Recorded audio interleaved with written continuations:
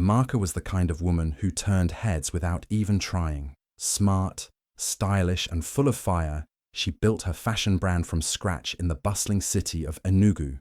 Her designs were bold, fresh, and already catching attention, but she wasn't chasing fame. She was chasing love, and that love was Uche. Uche was charming, smooth-talking, confident, and always dressed like he was headed to a magazine shoot. But underneath all that shine, he was struggling. A junior executive trying to find his footing in Lagos, constantly under pressure, always trying to prove himself. But Amaka didn't care. She saw his potential. She believed in him. She did more than just believe. She poured herself into his world. When Uche couldn't pay rent, Amaka helped. When he lost his job for the third time, she cooked for him, encouraged him, even sold some of her own fabric stock just to keep him afloat. She would skip her own shows and meetings to be there for him, telling herself love meant sacrifice, and she meant it. Everyone around her warned her that Uche was using her, that she was giving too much. But Amaka laughed it off. "He just needs time," she'd say. "He'll see how much I care." Deep down, she dreamed of a future with him, maybe a little fashion empire, maybe a small wedding by the beach. She didn't want much, just love, just loyalty. But sometimes, love blinds us, and Amaka didn't see what was coming. The night was supposed to be special. Uche had invited Amaka to his company's big corporate party in Lagos, his first major event since getting promoted. He told her to wear something classy, so she wore one of her own designs, a sleek red gown that hugged her curves like it was made just for her, because it was. She looked stunning, proud, excited to stand beside the man she loved. The venue was glamorous, all glass walls, glowing lights, and soft jazz in the background. Everyone was dressed like royalty, and Uche seemed to float through the crowd, laughing, shaking hands, acting like the big man. Amaka followed close behind, smiling politely, trying to blend in. She didn't know many people there, but she was happy, just being by his side. At one point, Uche drifted off with a group of his co-workers. Amaka wandered over to a nearby table to get a drink, close enough to hear their voices, but hidden behind a wall of tall plants. She hadn't meant to eavesdrop, but then she heard her name. One of the guys was teasing Uche about her. "That your fashion girl, she fino. You serious about her?" And Uche laughed, that laugh she once loved. "Nah, she's just a trial run," he said casually. "You know, warm up before I find someone really worthy." Everyone burst out laughing, loud, cruel, careless laughter. Someone even added, "Ah, boss, no wonder she dey follow you like handbag." Amaka stood frozen. The room felt like it was spinning. Her ears were ringing, but not from the music. Her chest tightened like something had snapped. She waited for Uche to correct them, to say he was joking, to defend her. But he didn't. He just kept laughing. She didn't cry. Not yet. She didn't storm out or throw a drink in his face like in movies. She just stood there, holding her wine glass, heart breaking in complete silence. She walked back into the room slowly, face calm, eyes dry, lips tight. Uche smiled at her like nothing happened and wrapped his arm around her waist. "You okay?" he asked. She nodded, but in that moment, something inside her changed. A quiet decision, a silent storm. She didn't say a word that night, not in the car, not at home, but she knew one thing for sure. The Amaka who walked into that party wasn't the same one who was about to walk out. The next morning, Amaka didn't say a word. She woke up early, packed her things quietly, and left Uche's apartment without leaving a single note behind. No fight, no goodbye, just silence. The same silence that had been building in her heart since the night of that party, when he laughed with his friends and called her just a trial run. That silence was now her strength. Uche called her, texted, even showed up at her shop in Enugu. But Amaka was gone, not dead, not hiding, just gone from his world. She didn't block his number. She didn't need to. She had nothing left to say. Instead of falling apart, she poured all her pain into her passion. She took her broken heart and stitched it into every design, every fabric, every sketch. Her fashion line, which had always been full of love and hope, suddenly had edge, power. She moved to Abuja, the city where dreams went either to shine or to die. Amaka was determined to shine. She started going to high-end fashion events, sometimes not even invited. She just showed up, wearing her own designs, making quiet statements without saying a word. Slowly, people started noticing. Designers, buyers, influencers. The same people who once ignored her were now asking, "Who is she?" She stopped designing to please others. Now she designed like she had something to prove, not to Uche, but to herself, that she was more than what he saw, that she was never just a trial run. She started networking with top designers in Abuja, learning, collaborating, soaking in the game like a sponge. Her nights were no longer filled with crying. They were filled with sketchbooks, fabric samples, and business plans. She changed her look, bolder, more fearless. Her Instagram exploded. Celebrities started wearing her pieces. A fashion magazine in Lagos even featured her as the new face of Northern elegance. She didn't smile much in interviews, but her eyes said enough. "I've been through fire, and I made it fashion." Uche still tried to reach her from time to time. She never responded, not because she hated him, but because she had outgrown him. He belonged to a past that no longer fit her, like an old outfit that looked good once, but no longer matched her future. Amaka wasn't chasing love anymore. She was chasing legacy. And this time, she wasn't going to stop for anyone. It was her biggest event yet, the Luxury Fashion Expo in Accra. Amaka had worked day and night to prepare for it, barely sleeping, hand-stitching final pieces herself, just hours before the flight. This wasn't just another show. It was her chance to break into the international scene. Her collection, titled Rebirth, was bold, colourful and powerful, just like her journey.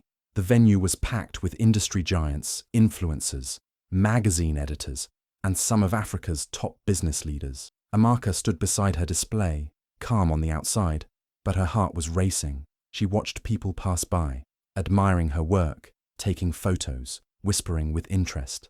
And then he walked in, Chief Otieno, tall, poised, with a quiet kind of power. He was the CEO of the same company Uche worked for, though Amaka didn't know that at first.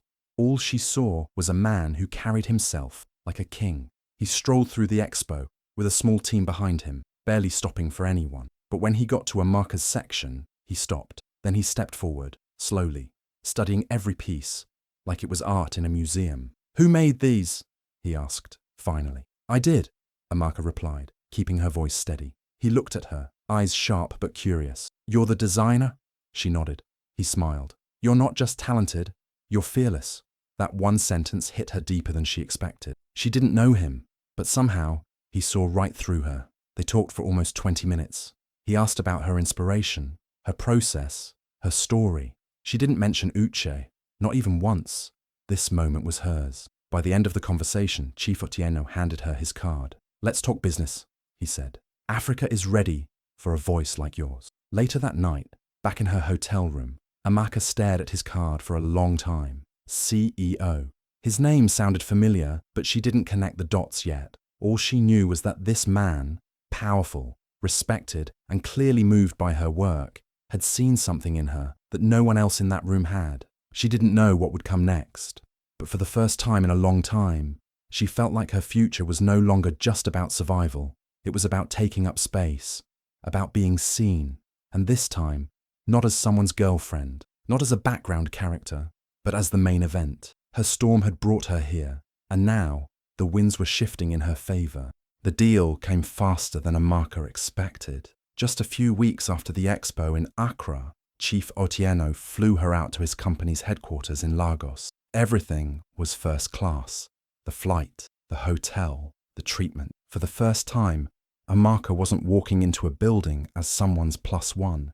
She was the meeting. She was the moment. They sat across from each other in a sleek glass boardroom, surrounded by executives, lawyers, and brand strategists. Chief Otieno didn't waste time. "I want to build something big," he said. "Fashion, technology innovation, Africa's future. And I want your face on it." Amaka blinked. She was used to praise, sure. But this was different. He laid it out. A full-scale fashion tech collaboration. Smart fabrics, wearable tech, African-inspired digital design tools, and Amaka would lead the creative direction. Even more, she would be the face of the brand across Nigeria, Ghana, and eventually beyond. It wasn't just a partnership. It was power, ownership, visibility. Amaka said yes, not with a scream, not with tears, but with quiet confidence. The kind of yes that said, "I've earned this." The campaign launched like wildfire. Billboards of Amaka in her own designs, now mixed with futuristic tech, LED embroidery, solar charging fashion accessories, digital tailoring tools, popped up in Lagos, Abuja, Accra. Social media went crazy. The same girl who once stood quietly at Uche's side was now the face of one of the biggest fashion tech ventures in West Africa. Magazine covers called her the future of African fashion. Young designers flooded her inbox, wanting to learn from her. Influencers copied her looks. Celebrities wore her line. She wasn't just a designer anymore. She was a business icon. Behind closed doors, she was sitting at boardroom tables, speaking in rooms filled with CEOs, venture capitalists, and industry giants. And she held her own, not with loudness, but with presence, with purpose, with grace. What made it sweeter wasn't just the success. It was knowing where she started, knowing there was a time someone once laughed and called her just a trial run.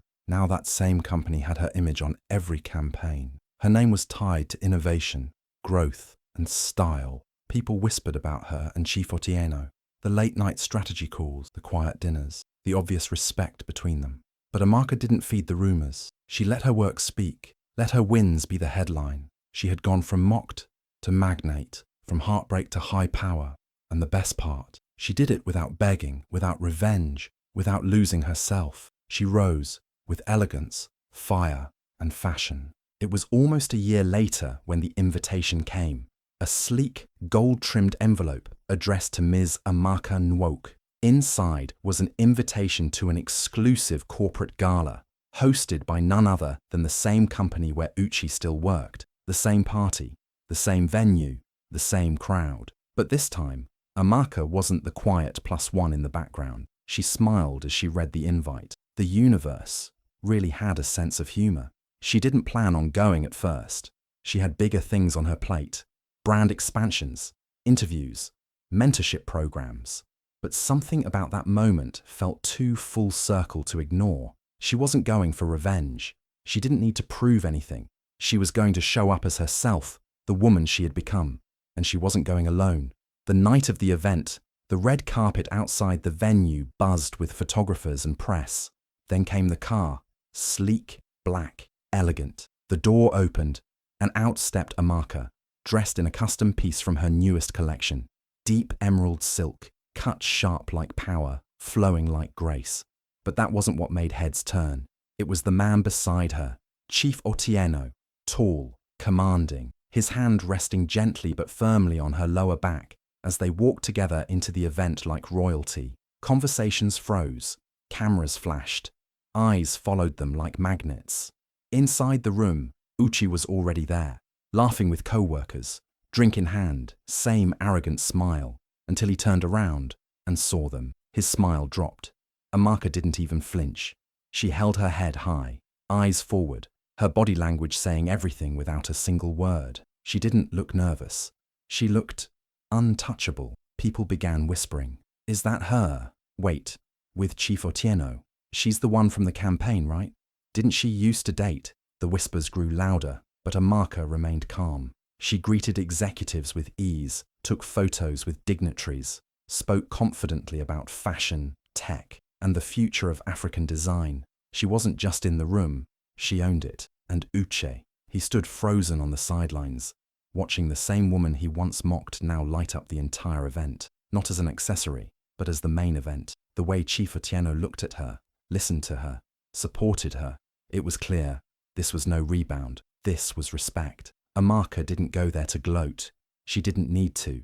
Her presence alone was louder than any insult ever thrown at her. The same place that once broke her confidence had now become the stage for her comeback. That night, the room didn't remember Uche's joke. They remembered the woman who walked in, glowing, fearless, and finally seen. Uche had been enjoying the night. Same fancy party, same fancy people, same fake smiles. He was telling another one of his half-funny stories to a small group of co-workers, drink in hand, soaking up the attention like he always did. It was just another evening of pretending to be more important than he really was. Then the room shifted. He noticed it in the way people suddenly stopped talking. Heads turned, eyes widened. The atmosphere changed, like something big had just happened. but no one could say it out loud. And then he saw her. Amaka. She stepped into the room like a scene from a movie, calm, elegant, glowing, dressed in a green silk gown that looked like it belonged on the cover of Vogue. Her makeup was soft but powerful, and her confidence unshakable. But what truly sent the room into full silence was the man beside her, Chief Otieno, the CEO, Uche's boss, one of the most respected and powerful men in the industry. And he had his arm around her, gently guiding her through the crowd like she was the only woman in the world. Uche's glass slipped slightly in his hand. He coughed, then choked, trying to cover it up. But everyone saw. Everyone saw. The same woman he had once laughed about, the one he called just a trial run, had walked back into his world, not as someone begging for his time, but as a queen standing beside a king, not as a guest, but as a partner. People started whispering, louder this time. "Isn't that her? That's Amaka, right? She's with Chief now. She's running the new fashion tech thing. Wait, wasn't she with Uche before?" Uche's face turned pale. His co-workers, the same ones who had laughed with him months ago, were now awkwardly silent. Some even stepped away. Nobody wanted to be next to the man who had fumbled that. Amaka didn't look at him, not once. She walked past him like he didn't exist, like he was part of a memory she'd already erased. The sound of her laughter, warm, genuine, easy, floated across the room as she spoke with top investors and fashion leaders. Chief Otieno stood by her side, clearly proud, letting her take the spotlight. Uche stood alone, drink untouched now, lips tight, his confidence collapsing in real time. He couldn't stop staring. She had become everything he never believed she could be, and more. Not only was she now the CEO's business partner, but rumors swirled that she might be more than that. The way they looked at each other, the chemistry between them. It wasn't just business. It was real. The tables hadn't just turned. They'd flipped, shattered, and been rebuilt, and Amaka was now sitting at the head of the table. The room was quiet. The lights dimmed slightly. Then Amaka stepped onto the stage. She looked stunning, not just because of her flawless gown or designer heels, but because of the calm fire in her eyes, a quiet confidence, the kind that only comes from surviving storms and building yourself from the ground up. Chief Otieno introduced her simply. "Ladies and gentlemen, please welcome a woman who needs no introduction, Amaka Nwoke."